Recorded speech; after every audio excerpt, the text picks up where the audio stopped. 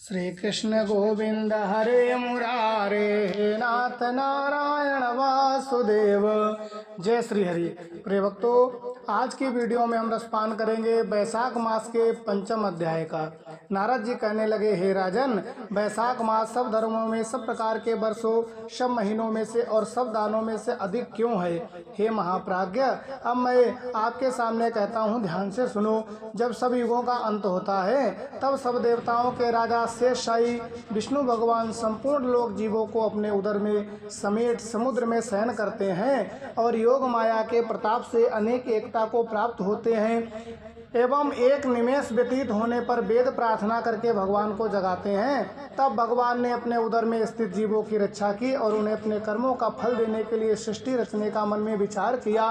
तब विष्णु भगवान की नाभि से त्रिलोकी के आधार स्वरूप सुवर्ण कमल उत्पन्न हुआ। उसी कमल से विराट पुरुष रूपी ब्रह्मा उत्पन्न हुए। फिर भगवान ने उस विराट पुरुष में 14 भुवन उत्पन्न किए, जिनके भिन्न भिन्न प्रकार के कर्म और आशाएं हैं। ऐसे अनेक प्राणियों के समूह रचे। फिर सत रज तम तीनों गुणों, प्रकृति, मर्यादा और भुवनों के स्वामी रचे।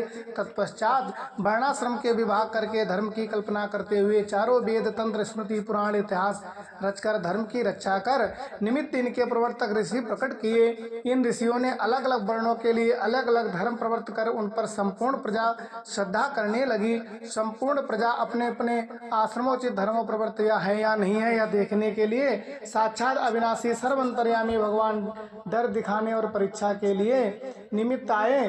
प्रजा संपूर्ण धर्मों को किस समय करे, ऐसे भगवान चिंता करते हुए मैंने वर्षा काल निर्माण किया है। इसमें सब प्रजा कीचड़ आदि में फंस दुखी हो रहे हैं, जिसमें सब धर्मों को नहीं रह सकती। या देखकर उत्पन्न हुआ, या देखकर क्रोध उत्पन्न हुआ।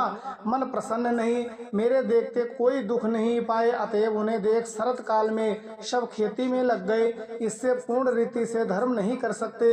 कोई पके फल की अपेक्षा कर रहे हैं, कोई वर्षा से पीड़ित है, कोई शीत से दुखी है, अतएव धर्म नहीं करते। इन्हें देख मुझे रोष उत्पन्न हुआ। इनकी उल्टी मति देखकर मुझे संतोष नहीं हुआ।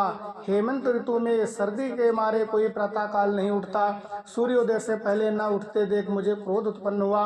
शिशु ऋतु में भी प्रातः काल के समय शीत से पीड़ित रहते हैं तथा फसल पक जाने तक प्रतीक्षा करते हैं। फिर जो मनुष्य जाड़े के मारे प्रातः काल स्नान करने के लिए केवल सोचा ही करते हैं, उनका शुभ कर्म लुप्त होता जाता है। जो विष्णु भगवान के भरोसे रहने वाले लोगों के धर्म का साधन ही द्रव्य है। बसंत ऋतु में संपूर्ण द्रव्य लोगों को सुखदायक होते हैं। दान योग, धर्म योग और सब कुछ भोगने योग निर्धन, लूले, लंगड़े, व्याकुल और महात्माओं को संपूर्ण द्रव्य और जलादि सुलभ है। जो बैसाख माह में भगवान विष्णु की पूजा करते हैं तथा उनके चल मूर्ति रूप साधु महात्माओं की सेवा करते हैं तथा अन्य महीनों में नहीं करते, उनके अपराध को भगवान क्षमा कर देते हैं। जैसे अपने देश में आए हुए राजा को देख उस देश के निवासी मनुष्य बहुमूल्य भेंट पूजा देकर राजा की पूजा करते हैं, तब राजा पूजा के आकार आदि द्वारा जान लेता है कि अमुक की सेवा पूरी है,